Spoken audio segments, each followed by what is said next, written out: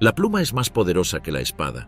En el mundo de la guerra, esto significa que la mejor tecnología siempre vence a la fuerza bruta y al mero poder de las armas. Los nazis sabían esto y dedicaron una gran cantidad de esfuerzo y dinero al desarrollo de armas e investigación científica. Esto resultó en avances tecnológicos increíbles en todos los campos posibles, algo que nunca se había logrado en tiempos de paz. Barcos increíblemente rápidos, aviones casi indetectables, misiles balísticos capaces de alcanzar el espacio, nuevos materiales y algunas de las armas más destructivas de la historia fueron algunos de sus logros. Incluso estuvieron muy cerca de desarrollar la bomba atómica. Fue solo porque los estadounidenses arrebataron a sus científicos más importantes y robaron la investigación científica nazi que Alemania no ganó la guerra. Bienvenidos a The Marshall Memoirs. Antes de la guerra, la humillación de Versalles. La Primera Guerra Mundial terminó oficialmente cuando las potencias aliadas y Alemania firmaron el Tratado de Versalles el 28 de junio de 1919. Aunque se presentó como un contrato justo entre naciones soberanas, el verdadero objetivo era castigar a Alemania por iniciar la guerra. En este sentido, buscaba desarmar definitivamente a Alemania, imponiendo una serie de restricciones a su poder militar y financiero. La débil República de Weimar que surgió después de la guerra no tuvo más remedio que firmarlo. En general, el Tratado de Versalles puede dividirse en tres áreas principales: restricciones militares, pérdidas territoriales y reparaciones financieras. Por ejemplo, el ejército alemán se limitó a 100.000 hombres. Esta era una dotación extremadamente pequeña, considerando que en 1939 el ejército británico consistía en más de 1 millón de hombres. Además, a Alemania no se le permitía tener una fuerza aérea de ningún tipo, ni barcos mayores de 10.000 toneladas de desplazamiento. Los destructores americanos y británicos a menudo duplicaban esa cantidad, haciendo que estas limitaciones parecieran una humillación injusta a los ojos del pueblo alemán. En cuanto a los territorios ocupados, Alemania se vio obligada a hacer varias concesiones territoriales a Francia, Bélgica, Polonia, Checoslovaquia y Dinamarca. El tamaño del país se redujo considerablemente, separando a menudo familias enteras que vivían en la misma región durante muchas generaciones. También se vieron obligados a renunciar a sus colonias en el extranjero en África y la Polinesia. En África, el Imperio alemán controlaba anteriormente África Oriental alemana, ahora Tanzania, África del Sudoeste alemana, ahora Namibia, Togo y parte de Camerún. En el Océano Pacífico tenía Micronesia, Nauru y Samoa, así como parte de la isla de Nueva Guinea. Finalmente, el tratado incluía famosamente una cláusula de culpa de guerra, que declaraba que Alemania había sido la única responsable de iniciar la guerra. Esto permitió a las naciones vencedoras recibir compensación en términos de reparaciones por daños de guerra. El tratado fue tan severo que la década de 1920 fue un periodo de seria inestabilidad económica en Alemania. Esto, a su vez, permitió a figuras como Adolf Hitler hacer planes para devolver a Alemania a su antigua gloria. Así que cuando Hitler llegó al poder en 1933, sabía que tenía que encontrar una manera de eludir estas restricciones si quería desarrollar un ejército poderoso con el que conquistar Europa. El 1 de mayo de 1934, nombró a Bernhard Rust como ministro del Reich de Ciencia, Educación y Cultura. A Rust se le encargó la responsabilidad de liderar la ciencia en el espíritu de la ideología del partido y prepararse para la guerra. La mayoría de los profesores y científicos judíos fueron expulsados de las principales universidades del país y se canalizaron considerables fondos hacia el desarrollo de armamento y nuevas tecnologías que pudieran usarse para la guerra. Por supuesto, esto no pasó desapercibido en el resto de Europa, y las principales potencias del continente se preocuparon cada vez más por el desarrollo del nuevo ejército nazi. Al principio, siguieron estrictamente el Tratado de Versalles, pero hacia finales de la década de 1930, Hitler ordenó que se desconsiderara el tratado, marcando el inicio de una frenética carrera armamentista. Como respuesta al rearme alemán en violación del Tratado de Versalles, el ministro de Defensa francés ordenó que se construyera una línea de defensa a lo largo de la frontera de Francia con Suiza, Alemania y Luxemburgo. La llamada línea Maginot se construyó entre 1929 y 1939 y consistía en una compleja red de fortalezas, búnkeres, obstáculos y posiciones de artillería a lo largo de la frontera de Francia con Suiza, Alemania y Luxemburgo. La línea solo se extendió parcialmente al norte porque se asumió que cualquier intento futuro de invasión alemana sería enfrentado y derrotado en Bélgica, con la esperanza de contar con la asistencia británica. En mayo de 1940, la Alemania nazi invadió Bélgica. El principal enfoque del ataque alemán fue a través del bosque de las Ardenas, que estaba mayormente indefenso. La línea Maginot fue rápidamente flanqueada, y las fuerzas francesas fueron sorprendidas por la velocidad del avance alemán. En 6 semanas, Francia se había rendido al control alemán. Probando nuevas tecnologías. La batalla del Río de la Plata. El 17 de diciembre de 1939, solo 2 meses después del inicio de la Segunda Guerra Mundial, una explosión inesperada se escuchó en las pacíficas ciudades de Buenos Aires y Montevideo. Están separadas por el Río de la Plata, el río más ancho del mundo, y desde ambas orillas se podía ver una columna de humo en el medio del río. Unos minutos después, no había nada.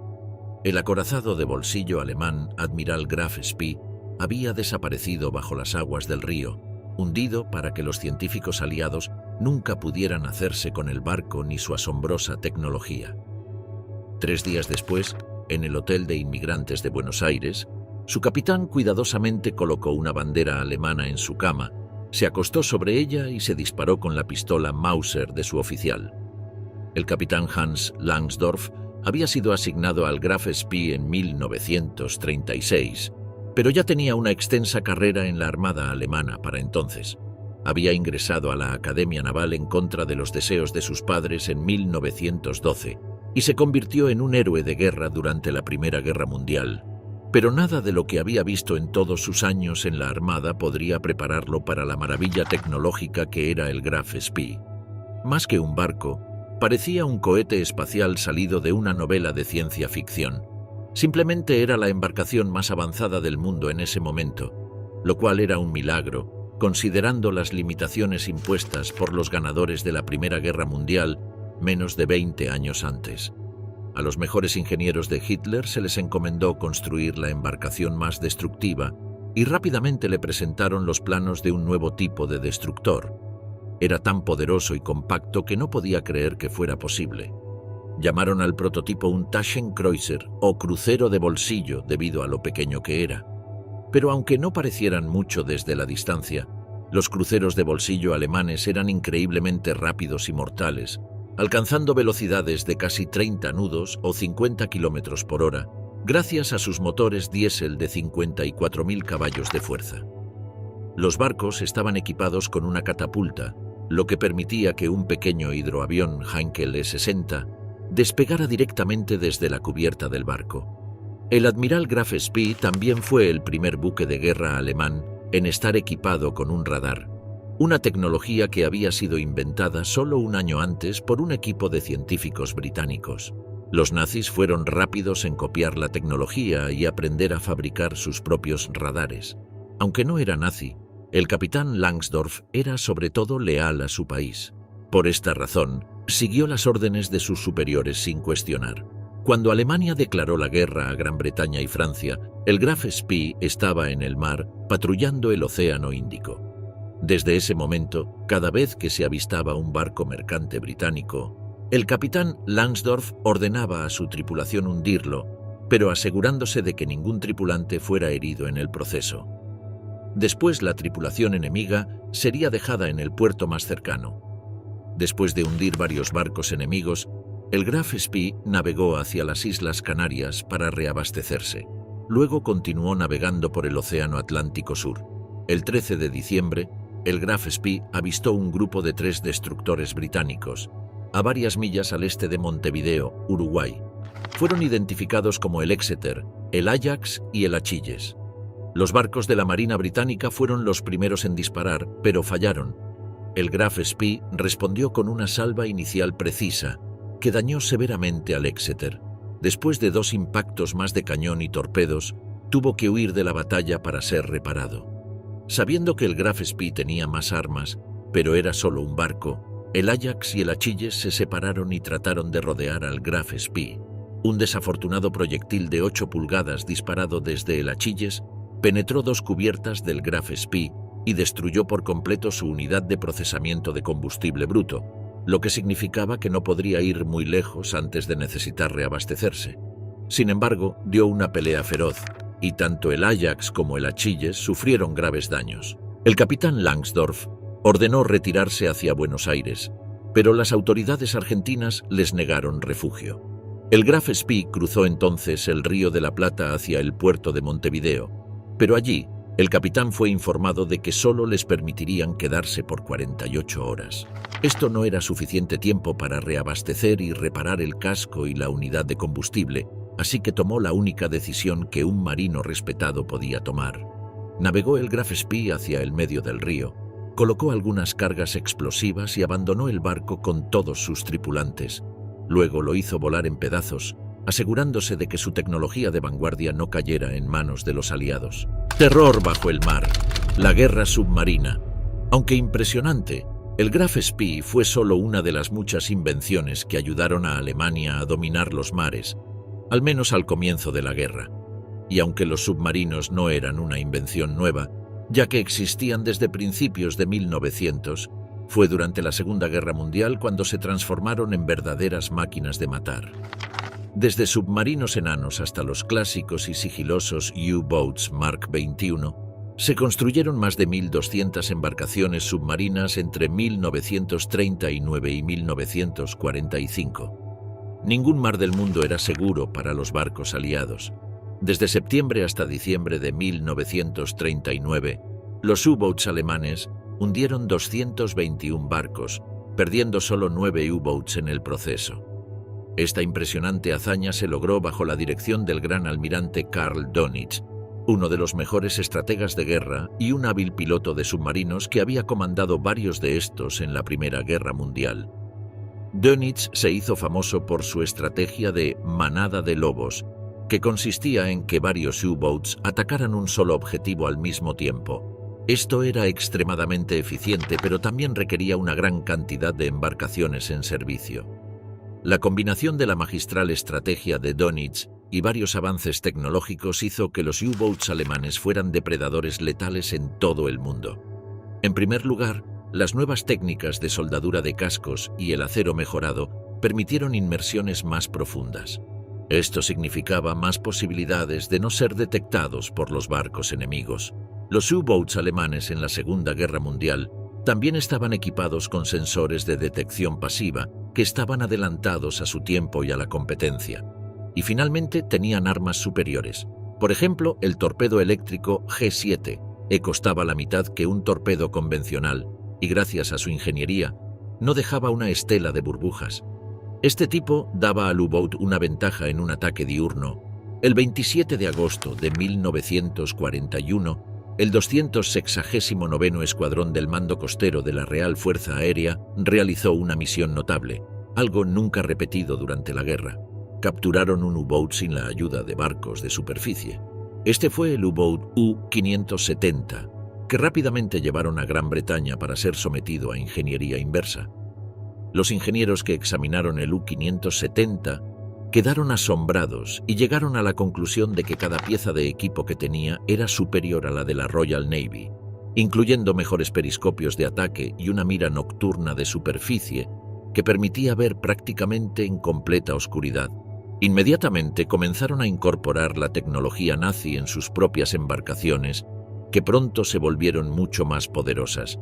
Sin embargo, todavía necesitaban contrarrestar la estrategia de manada de lobos de Dönitz.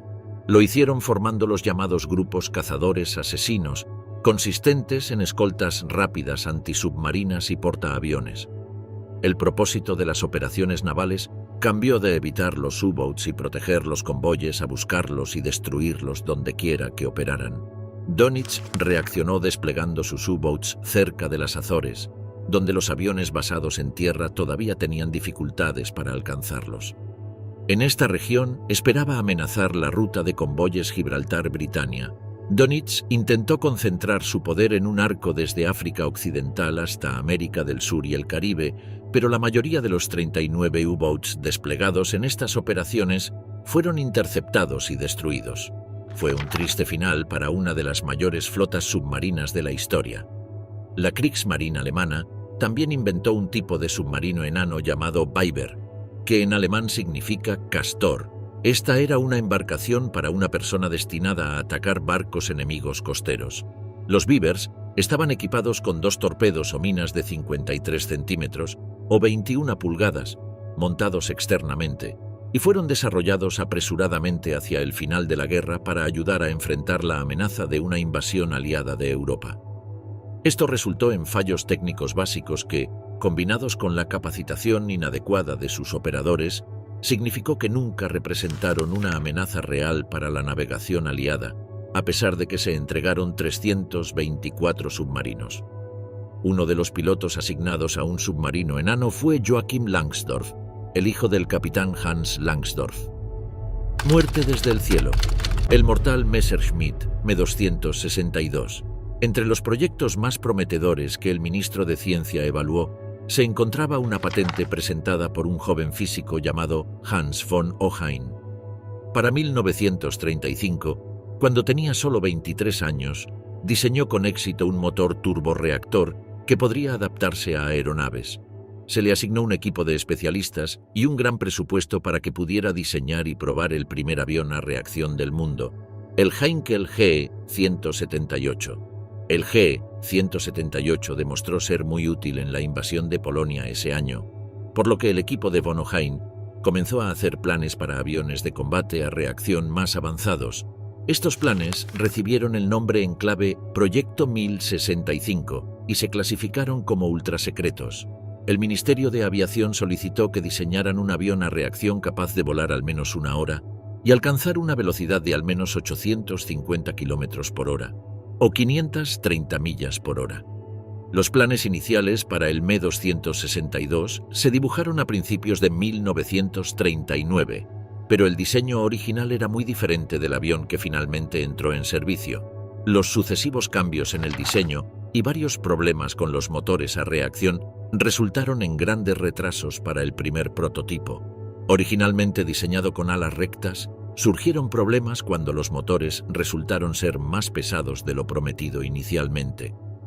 Mientras esperaban los motores definitivos, la empresa manufacturera Messerschmitt movió los motores desde las raíces de las alas a góndolas bajo las alas, permitiendo que se cambiaran más fácilmente si fuera necesario. Esta resultó ser una excelente elección de diseño, pero lamentablemente llegó demasiado tarde en la guerra. Los expertos coinciden en que el Messerschmitt Me-262 fue sin duda el mejor avión de combate de la Segunda Guerra Mundial, repleto de poder de fuego y capaz de volar 200 kilómetros o 120 millas por hora más rápido que los P-50 y uno Mustangs estadounidenses. Tenía un diseño elegante y aerodinámico y una maniobrabilidad excepcional. El único problema fue que se introdujo en combate demasiado tarde en la guerra. El Messerschmitt Me-262 se retrasó múltiples veces porque los motores a reacción Junkers-Jumo 004 que lo impulsaban no pudieron alcanzar una producción en masa hasta la primavera de 1944. El Ministerio de Aviación no asignó las prioridades necesarias para poner en producción motores a reacción fiables hasta que fue demasiado tarde. Por esta razón, de los más de 1.400 Me-262 construidos por Alemania, solo unos 300 vieron combate. Aún así, el Me-262 fue el único caza a reacción que participó en combates aire-aire en la Segunda Guerra Mundial, y su vista era temida tanto por los cazas aliados como por los bombarderos. Los cazas a reacción simplemente no podían retaliar, y los lentos bombarderos eran obliterados por las ráfagas del cañón Mk-108 instalado en el Me-262. Pero los motores a reacción que podrían haber ganado fácilmente la guerra para Alemania nunca se produjeron en masa, y la inteligencia aliada calculó que probablemente nunca hubo más de 36 Messerschmitt Me-262 en el aire al mismo tiempo. Esto era casi nada, comparado con los miles de bombarderos y cazas aliados que volaron sobre las ruinas de Alemania en 1945.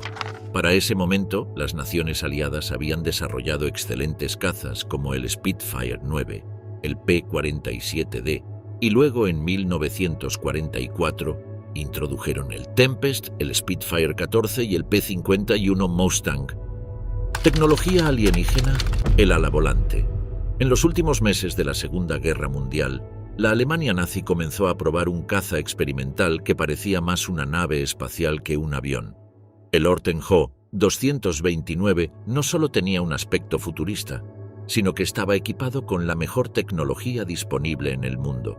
La diferencia más notable con todos los demás aviones era la ausencia de un estabilizador vertical en la cola. Al deshacerse de la cola, que generalmente ayuda a mantener el avión estable y evita que gire de un lado a otro, el avión era mucho más difícil de controlar. Pero también hacía que el avión fuera casi invisible al radar. Su concepto parecía más un platillo volante que un avión de combate, y por esta razón era comúnmente conocido como el ala volante.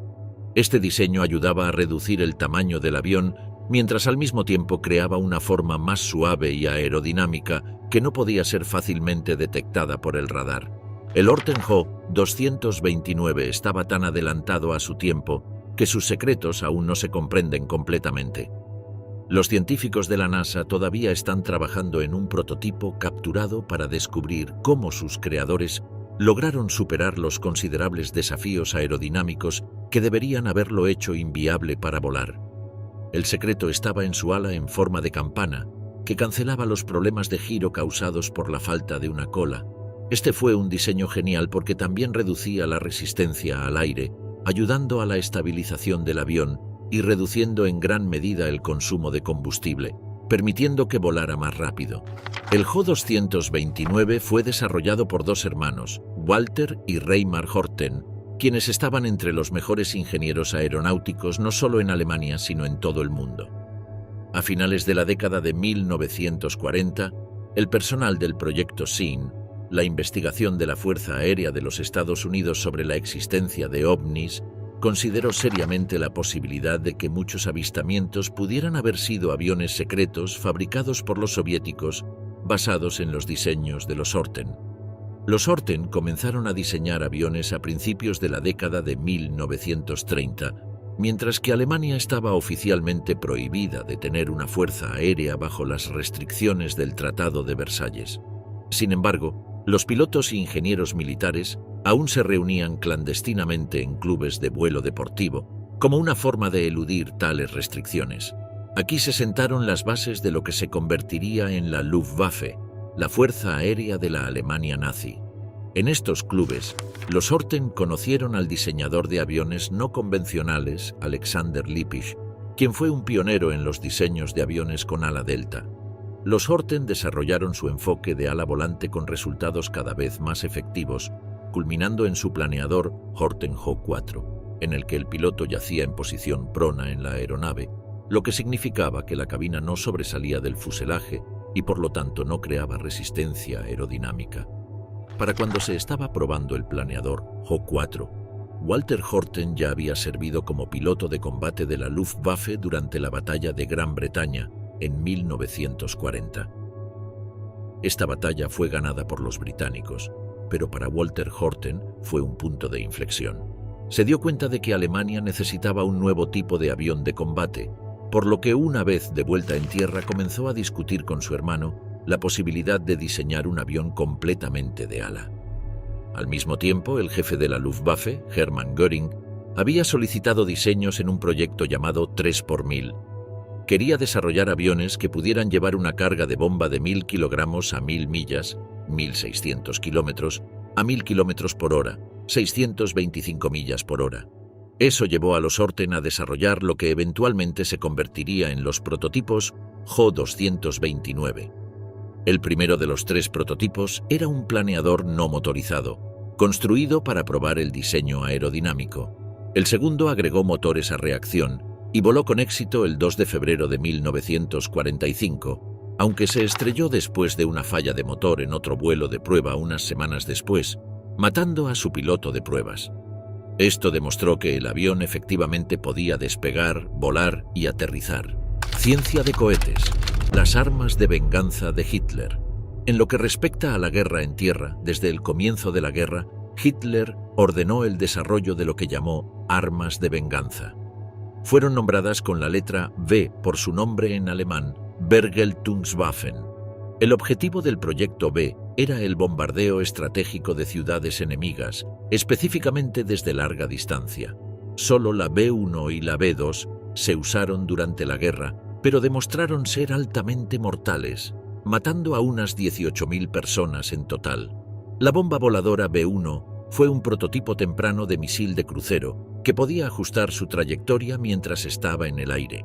Fue apodada Hellhound por los alemanes y Butzbomb por los aliados. Su desarrollo comenzó en 1935, cuando Paul Schmidt y el profesor Georg Hans Madelung presentaron un diseño a la Luftwaffe para una bomba voladora. Era un diseño innovador que utilizaba un motor pulsorreactor. El 27 de febrero de 1942, Goslau y Robert Lusser esbozaron el diseño de una aeronave con el pulsorreactor sobre la cola, la base para la futura B-1. Lusser produjo un diseño preliminar en abril de 1942 que usaba giroscopios para la guía. Sus especificaciones incluían un alcance de 299 kilómetros o 186 millas, una velocidad de 700 kilómetros por hora o 435 millas por hora, y capacidad para llevar una ojiva de media tonelada a un objetivo lejano. El 26 de mayo de 1943, Alemania decidió poner en producción tanto la B-1 como la B-2. En julio de 1943, la B-1 voló 245 kilómetros e impactó a 1 kilómetro de su objetivo, demostrando su increíble precisión.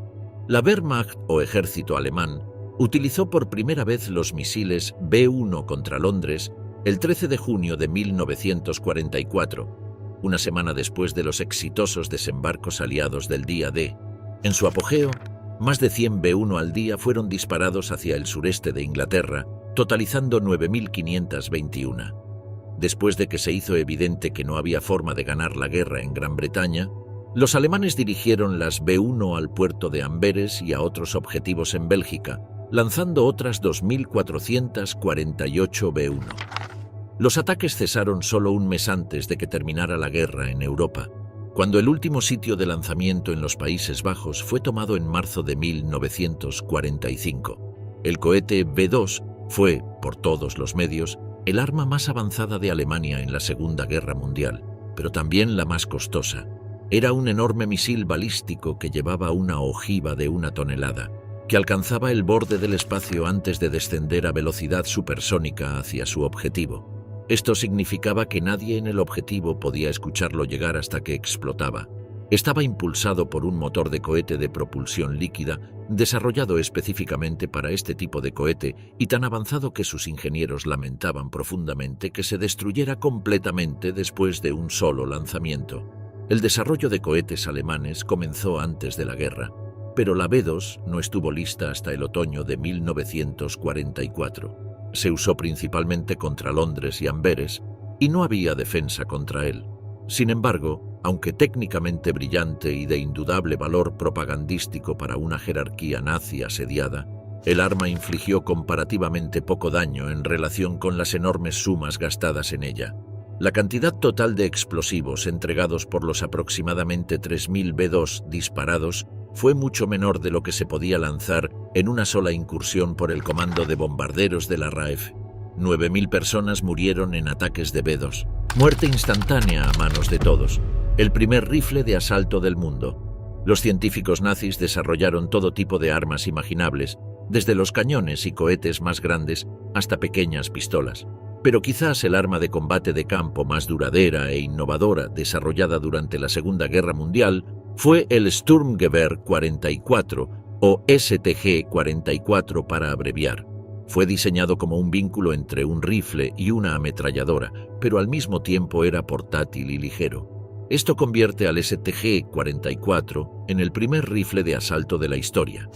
Estaba equipado con un cartucho largo y un diseño más compacto en comparación con un rifle de combate, con una mayor cadencia de fuego. La Wehrmacht primero tuvo que luchar contra un gran número de armas semiautomáticas durante la invasión de la Unión Soviética en 1941. Un número creciente de Tokarev SBT-38 y SBT-40 semiautomáticos fueron utilizados por el Ejército Rojo, mientras que algunas compañías de fusileros soviéticos estaban completamente equipadas con subfusiles PPSH-41.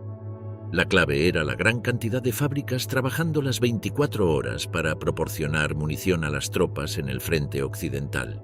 Alemania esperaba poder alcanzar una tasa de producción similar gracias a las nuevas fábricas en Austria, Checoslovaquia, Polonia y Francia. En Rusia, después de experimentar grandes volúmenes de fuego automático de soldados armados con Tokarevs, los comandantes alemanes replantearon sus requisitos de armas ligeras. El ejército alemán había estado intentando introducir armas semiautomáticas como el Gewehr 41, pero estas resultaron problemáticas en servicio y la producción era insuficiente para satisfacer las necesidades.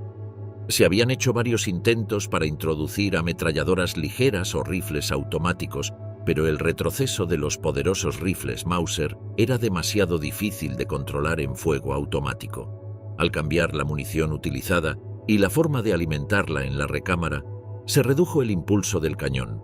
Esto permitió al STG-44 ofrecer a su usuario un fuego automático útil dentro de los rangos reales de combate, una característica que se considera ampliamente como el avance más importante en armas ligeras desde la invención de la pólvora sin humo. Pero la cadencia de fuego no fue el único problema enfrentado por las tropas alemanas en Rusia.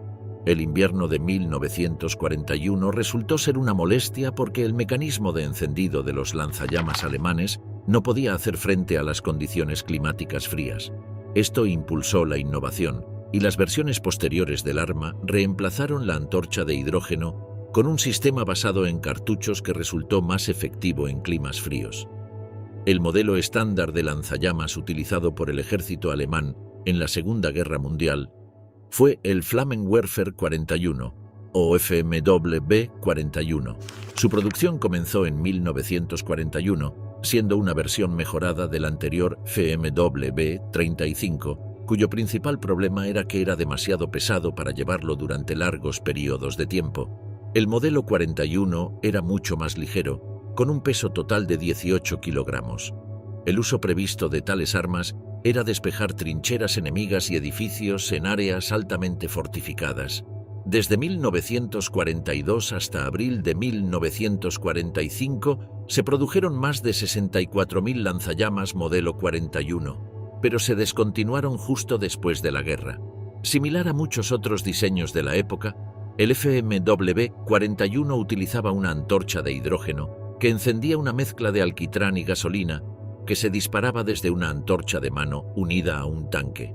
La gasolina y el propulsor se llevaban en tanques separados en la espalda del operador, con cada tanque llevando hasta 11.8 litros de una mezcla de alquitrán y gasolina llamada Flamol 19.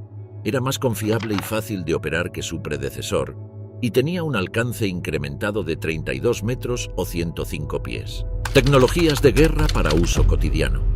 Quizás lo innovador del FMW 41 no fue tanto su diseño o ingeniería, sino la composición de la mezcla de combustible, desarrollada en la tristemente célebre IG Farben, la misma empresa que produjo en masa los químicos utilizados en las cámaras de gas en Auschwitz y otros campos de exterminio. Los científicos de IG Farben hicieron contribuciones fundamentales en todas las áreas de la química y la industria farmacéutica. Otto Bayer descubrió la poliadiación para la síntesis de poliuretano en 1937 y 3 científicos de la compañía se convirtieron en laureados con el premio Nobel: Carl Bosch y Friedrich Bergius en 1931 por sus contribuciones a la invención y desarrollo de métodos químicos de alta presión, y Gerhard Domack en 1939 por el descubrimiento de los efectos antibacterianos del Prontosil. IG Farben también desarrolló una patente que se utiliza hasta el día de hoy en todo el mundo. Descubrieron un método para fabricar caucho sintético, lo cual fue muy útil durante la guerra cuando el acceso a las plantaciones de caucho en Asia y América era muy difícil de lograr. Posteriormente, vendieron la patente a la compañía estadounidense Standard Oil, lo que permitió a Estados Unidos asegurar la producción de caucho artificial en poco tiempo y satisfacer sus necesidades en el futuro, especialmente al luchar contra Japón. Muchas otras actividades cotidianas mejoraron gracias a los desarrollos científicos de Alemania durante las décadas de 1930 y 1940. Hans Busch inventó la primera lente electromagnética en 1926 y gracias a este invento, Ernst Ruska y Max Noll, un físico y un ingeniero eléctrico de la Universidad de Berlín, crearon el primer microscopio electrónico en 1931. Este prototipo fue capaz de producir una ampliación de 400 aumentos y fue el primer dispositivo en mostrar lo que era posible con la microscopía electrónica. En 1933, Ernst Ruska desarrolló aún más el modelo original para crear un microscopio electrónico capaz de producir una imagen de mayor resolución de lo que era posible con la microscopía óptica. Esto revolucionó completamente el campo de la microbiología, permitiendo varios avances en el control de enfermedades. En 1937, Manfred von Ardenne desarrolló el primer microscopio electrónico de barrido. Los nazis también se involucraron en trabajos más académicos. Por ejemplo, financiaron una importante excavación arqueológica en el sitio griego de Olimpia. Claro, tenía en su mayoría razones políticas. Para Hitler y los miembros activos del partido nazi, las excavaciones llevadas a cabo en Olimpia en la víspera y después de los Juegos Olímpicos de 1936 tenían como objetivo principal apropiarse históricamente del renombrado sitio antiguo y celebrar la relación helénico-germánica. Según la ideología nazi, los griegos eran descendientes de los antiguos arios, al igual que los alemanes. Hitler incluso instruyó al arquitecto del Reich, Albert Speer, para construir un enorme estadio en Nuremberg que pudiera albergar a 400.000 personas, para que los Juegos Olímpicos pudieran celebrarse allí de manera perpetua cada 4 años. Pero independientemente de las fantasías autocráticas de Hitler, la verdad es que el sitio de Olimpia había sido descuidado durante años, y la generosa financiación que envió al Instituto Arqueológico Alemán en Olimpia permitió la primera excavación sistemática y científica del sitio, bajo la dirección de Emil Kunze y Hans Schleif. Las excavaciones se detuvieron en 1940 y poco después el país fue invadido por Alemania, lo cual fue trágico para todos los demás sitios arqueológicos en el país. Truenos en la vía férrea. Los cañones ferroviarios de Alemania. A diferencia del caucho sintético y el poliestireno, los cañones ferroviarios tenían usos y capacidades muy específicos. Por ejemplo, solo podían llegar a lugares donde había vías férreas previamente instaladas. Esta es la principal razón por la cual se fabricaron tan pocos. El cañón ferroviario más grande que los alemanes construyeron se llamaba Schwerer Gustav, y se suponía que se había construido un segundo cañón apodado Dora. Hasta el día de hoy, no hay evidencia de la existencia de Dora, aunque se cree que fue el cañón utilizado en el sitio de Stalingrado en 1942. Schwerer Gustav fue, y sigue siendo, la pieza de artillería más grande jamás utilizada en combate. Este coloso medía casi 50 metros de largo, 7 metros de ancho, y solo el cañón medía 32.5 metros. Disparaba enormes proyectiles de 80 centímetros de diámetro, que podían alcanzar una distancia de 47 kilómetros o 30 millas. Se necesitaban 250 personas y 3 días de trabajo para ensamblar el cañón gigante, y generalmente se desplegaban 2 batallones de flak en su proximidad para protegerlo de los ataques aéreos enemigos. Mientras los franceses se excavaban la línea Maginot, en 1934, el alto mando del ejército alemán encargó a la compañía Krupp diseñar un cañón que pudiera destruir los fuertes de la línea Maginot. Los proyectiles del cañón necesitaban ser bastante pesados para perforar 7 metros de concreto reforzado o 1 metro completo de placa de acero, desde más allá del alcance de la artillería francesa.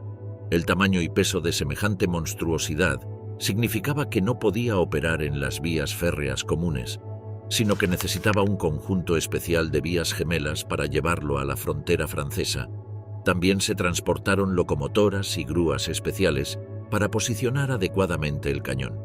Sin embargo, la construcción del Schwerer Gustav no comenzó hasta mediados de 1937, cuando Hitler personalmente dio luz verde al proyecto.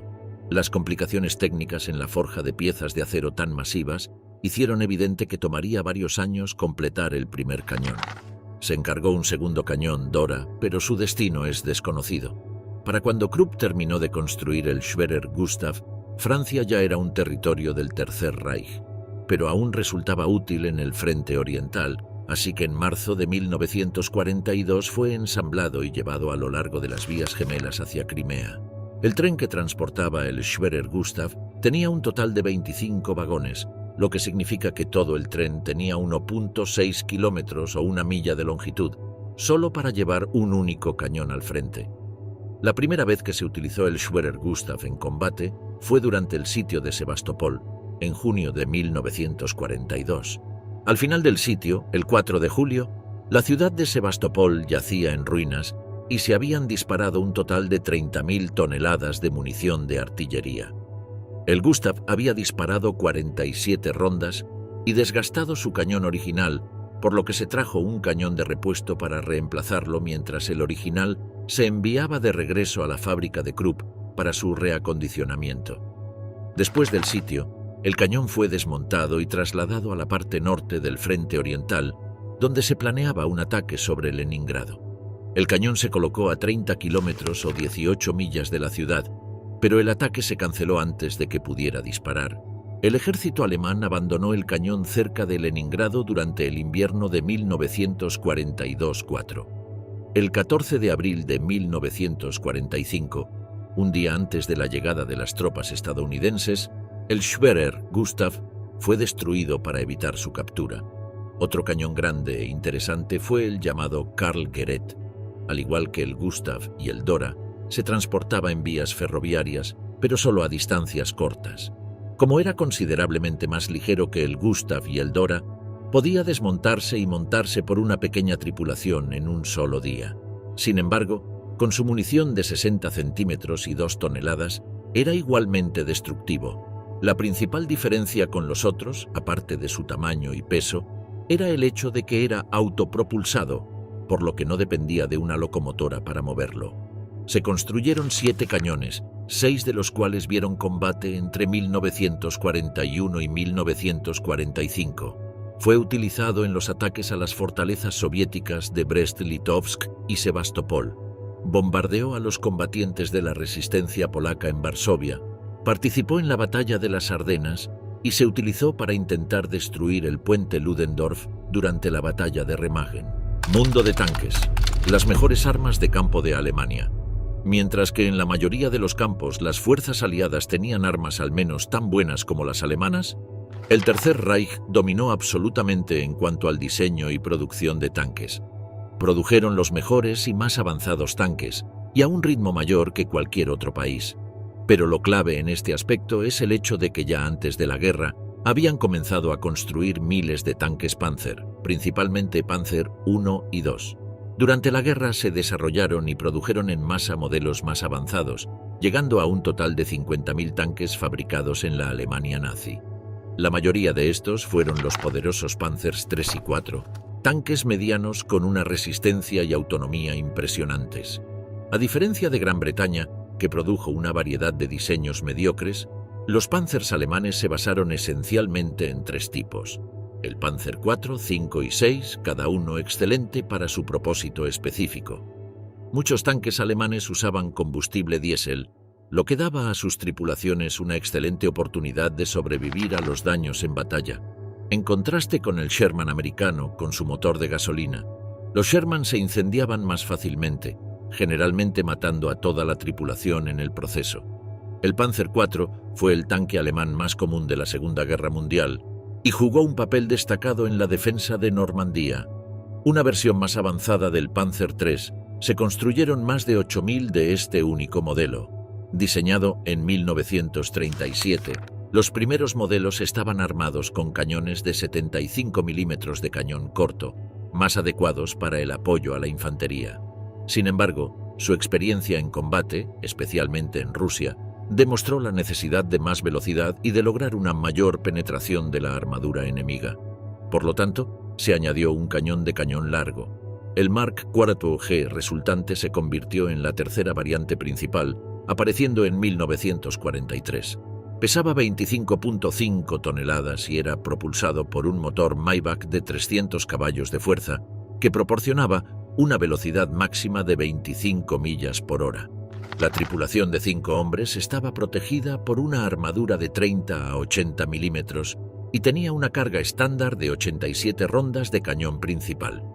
El Panzer V es generalmente considerado por los entusiastas de la historia bélica como uno de los tanques más atractivos de todos los tiempos, pero también incorporó la experiencia alemana en tiempo de guerra en su diseño. Su notoria armadura inclinada estaba calculada para desviar los proyectiles enemigos que impactaran en cualquier ángulo. Con una armadura de 40 a 80 milímetros y un cañón de 75 milímetros de alta velocidad, el Mark V era un oponente formidable en cualquier frente.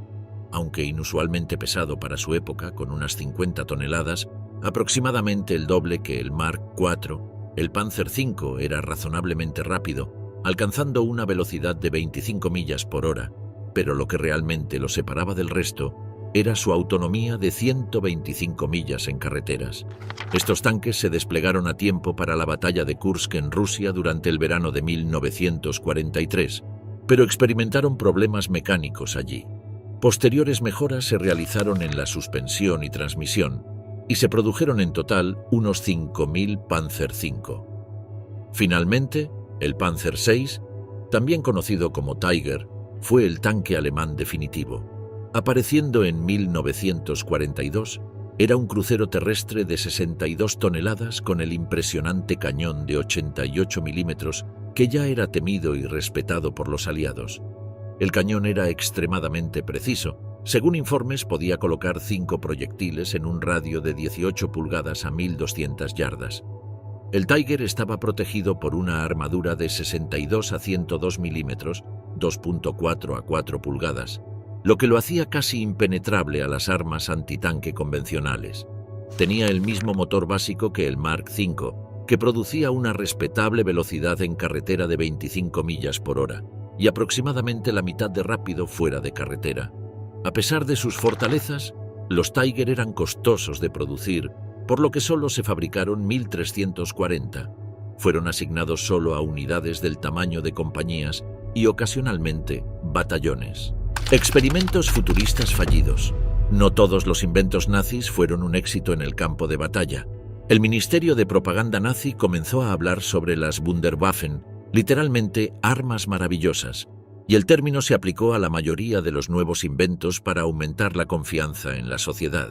La mayoría de estas superarmas, sin embargo, nunca se produjeron y solo quedaron en prototipos, o si participaron en combate, fue demasiado tarde o en cantidades demasiado insignificantes para tener un efecto militar. El Panzerkampfwagen Maus, diseñado por Ferdinand Porsche, fue la máxima expresión del deseo de Hitler de producir un tanque superpesado indestructible. Se propuso por primera vez en 1942, pero pocos en el alto mando alemán vieron la necesidad de este monstruo de 200 toneladas, casi 3 veces más pesado que el tanque pesado Tiger. Las pruebas comenzaron en 1943, pero hubo problemas mecánicos constantes asociados con el sistema de transmisión. Las orugas eran impulsadas por motores eléctricos, pero su velocidad máxima apenas era de 12 millas por hora. El Maus tenía un blindaje de hasta 240 milímetros de espesor y un cañón de 12,8 centímetros. Aunque hubo planes para construir 150 tanques, solo se completaron 2 prototipos. El B-3, la tercera arma de venganza, fue un supercañón diseñado para bombardear Londres desde un complejo subterráneo a 100 millas de distancia en una ciudad cerca de Calais, en el norte de Francia. El B-3 se construyó con un principio de múltiples cámaras, donde cargas secundarias disparadas en secuencia a lo largo del cañón principal aceleraban un proyectil a la velocidad necesaria para alcanzar su objetivo. 25 tubos de cañón se hundieron en túneles inclinados en el suelo, protegidos además por una vasta losa de concreto. Se planeaba atacar Londres a un ritmo de 600 proyectiles por hora. Los aliados asumieron que el sitio era parte del programa de cohetes B-2, y lanzaron ataques de bombardeo a finales de 1943. A pesar del intenso trabajo de los alemanes para terminar el proyecto, finalmente quedó fuera de servicio por un ataque el 6 de julio de 1944, antes de que se disparara un solo proyectil. Otro vehículo, con nombre en clave Goliath, era un vehículo rastreado en miniatura desechable alemán, diseñado para entregar un dispositivo explosivo por control remoto. Había dos tipos, uno alimentado por batería, con una carga de 60 kilogramos, y otro más grande con motor de gasolina que podía llevar un dispositivo de 100 kilogramos hasta 650 metros desde el controlador. Se suponía que el Goliath se usaría contra edificios, búnkeres o incluso tropas y vehículos enemigos si surgía la oportunidad. Algunos se utilizaron para limpiar campos de minas. Desafortunadamente para los alemanes, los cables de control frecuentemente se cortaban y el vehículo en sí era lento y tenía poca altura sobre el suelo. Se construyeron 2.650 entre abril de 1942 y septiembre de 1944, pero rara vez fueron efectivos. Los alemanes también experimentaron con vehículos más grandes controlados por radio, que podían dejar una carga cerca de su objetivo previsto y luego retirarse a una distancia segura, pero estos también fueron un desperdicio de recursos. Un avión muy pequeño e interesante, el Messerschmitt Me-163 Comet, fue el único caza propulsado por cohetes del mundo. Fue diseñado para interceptar los bombarderos americanos de gran altitud sobre Alemania. Utilizaba un propulsor líquido compuesto por dos sustancias volátiles que se encendían al mezclarse. Se producía suficiente empuje para propulsar el pequeño caza a una altitud de 39.000 pies en 3.45 minutos, con una velocidad máxima de más de 550 millas por hora. Las operaciones comenzaron en mayo de 1944, pero el Comet era casi demasiado rápido y los pilotos luchaban para atacar a los bombarderos de movimiento lento. Además, el motor de cohete solo tenía un tiempo de combustión de 7 minutos, después de lo cual el piloto tenía que planear de regreso a la base. Los accidentes eran comunes, e incluso pequeñas cantidades del combustible altamente inestable podían causar explosiones si se manejaban descuidadamente. El cañón de viento fue un arma antiaérea alemana extraña. Comprendía un gran cañón, doblado hacia arriba en un extremo, a través del cual se expulsaba hacia arriba un chorro explosivo de aire comprimido mediante la ignición de una mezcla de hidrógeno y oxígeno. El objetivo era derribar aviones de baja altura. Las pruebas mostraron que un poderoso disparo de aire a alta velocidad podía infligir daños en estructuras terrestres, pero no estaba claro si tendría el efecto deseado contra un pequeño avión en rápido movimiento. En 1945 se instaló un cañón de viento en un puente sobre el río Elba, pero no logró ningún resultado. La carrera por la bomba, Operación Paperclip. En última instancia fue otro avance tecnológico el que permitió a los aliados ganar la guerra. Simplemente construyeron la bomba atómica antes que los alemanes. Esto, a su vez, tuvo que ver en parte con la expulsión de científicos judíos de Alemania, muchos de los cuales eran figuras destacadas en el campo de la física teórica y práctica. Además de eso, los estadounidenses idearon una operación secreta destinada a atraer ingenieros, científicos y técnicos alemanes y austríacos a los Estados Unidos después del final de la guerra. Necesitaban desesperadamente la mano de obra, ya que los científicos alemanes lideraban frecuentemente la mayoría de los campos académicos. Una de las figuras clave en la investigación atómica fue Otto Hahn, un químico alemán que fue pionero en los campos de la radiactividad y la radioquímica. Es conocido principalmente como el padre de la fisión nuclear. Hahn y su asistente Lise Meitner descubrieron isótopos radiactivos de radio, torio, protactinio y uranio en su laboratorio en Magdeburgo. En 1938, Hahn, junto con Meitner y Fritz Strassmann, descubrió la fisión nuclear, pero solo Hahn fue galardonado con el Premio Nobel de Química en 1944. La fisión nuclear fue la base para los reactores nucleares y, como los líderes nazis pronto descubrieron, para las armas nucleares. Hahn también propuso que el mejor material para fabricar tanto reactores nucleares como bombas era el uranio. Este era un mineral raro que estaba disponible en las minas checoslovacas que en ese momento estaban ocupadas por la Alemania nazi. Hitler ordenó que los científicos más elitistas del país, incluidos Hahn, Werner Heisenberg, Hans Geiger, Carl Friedrich y otros, fueran contactados y puestos a trabajar en el desarrollo de la tecnología nuclear. Los estadounidenses estaban aterrorizados al enterarse de esta increíble reunión de mentes brillantes y pensaban que los alemanes estaban cerca de desarrollar una bomba nuclear. Se puso en marcha la operación Paperclip, con el fin de arrebatar a algunos de los mejores físicos de Alemania y llevarlos a suelo estadounidense para trabajar en el proyecto Manhattan, liderado por J. Robert Oppenheimer. Incluso llegaron a enviar a un hombre armado a una conferencia que Werner Heisenberg dio en Zúrich en 1943. El sicario tenía órdenes de escuchar atentamente la conferencia y disparar a Heisenberg solo si su conferencia indicaba que los alemanes estaban cerca de desarrollar la bomba. No lo hizo. A diferencia del proyecto Manhattan, el programa nuclear alemán no estaba dirigido hacia un objetivo único, sino que consistía en financiar y alentar a los científicos más talentosos para que pudieran desarrollar sus investigaciones de la mejor y más independiente manera. Se lograron varios hitos importantes, como el desarrollo de métodos para la separación de isótopos, es decir, para extraer solo las moléculas de un mineral que eran radiactivas. También fue importante el trabajo con moderadores, materiales que absorbían los neutrones adicionales que los materiales radiactivos expulsaban, evitando así una explosión nuclear.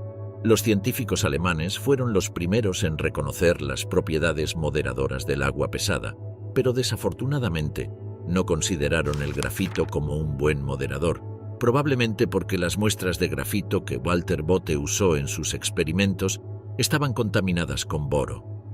Como los soviéticos y los estadounidenses descubrieron poco después, el grafito es uno de los mejores moderadores que existen y, además, está fácilmente disponible en nuestro planeta. La física de la Alemania nazi nunca logró la criticidad artificial, un requisito previo para desarrollar un reactor nuclear y una bomba nuclear. Estuvieron muy cerca, pero un desafortunado y relativamente desconocido incidente les impidió lograr este hito. El accidente del experimento de Leipzig fue, de hecho, el primer accidente nuclear de la historia. Ocurrió el 23 de junio de 1942 en un laboratorio que pertenecía al Instituto Físico de la Universidad de Leipzig. Los científicos estaban manipulando lo que llamaban una máquina de uranio, una forma primitiva de reactor de investigación, cuando hubo una fuerte e inesperada explosión de vapor y el fuego se propagó por el laboratorio. Afortunadamente, no hubo víctimas fatales, como las hubo en el más conocido incidente del núcleo demoníaco en el laboratorio de Los Álamos en Nuevo México en 1945. A pesar de este último incidente, los estadounidenses lograron encontrar una manera de alcanzar artificialmente la criticidad, allanando así el camino hacia la bomba nuclear y ganando definitivamente la Segunda Guerra Mundial. La guerra es una fuente ilimitada de horrores y destrucción, pero también ha sido un poderoso incentivo para los avances científicos a lo largo de la historia. Ciertamente, la mayoría de los desarrollos estaban dirigidos a encontrar formas más eficientes de matar personas, bombas más grandes, armas que disparan más rápido, máquinas de matar más duraderas y cañones con mayor alcance estaban entre estos. Pero no debemos olvidar que mejores formas de transporte, nuevos materiales y procesos de producción más eficientes también se desarrollaron gracias a la Segunda Guerra Mundial solo en Alemania. Y gracias al esfuerzo bélico tanto en Alemania como en las naciones aliadas, se pudo aprovechar el poder del átomo. Aproximadamente el 10% de la electricidad mundial proviene de la energía nuclear, que se considera una de las formas más limpias de energía. Esto es un testimonio de aquellos que dieron sus vidas para que las nuevas generaciones pudieran vivir en un mundo mejor y más libre.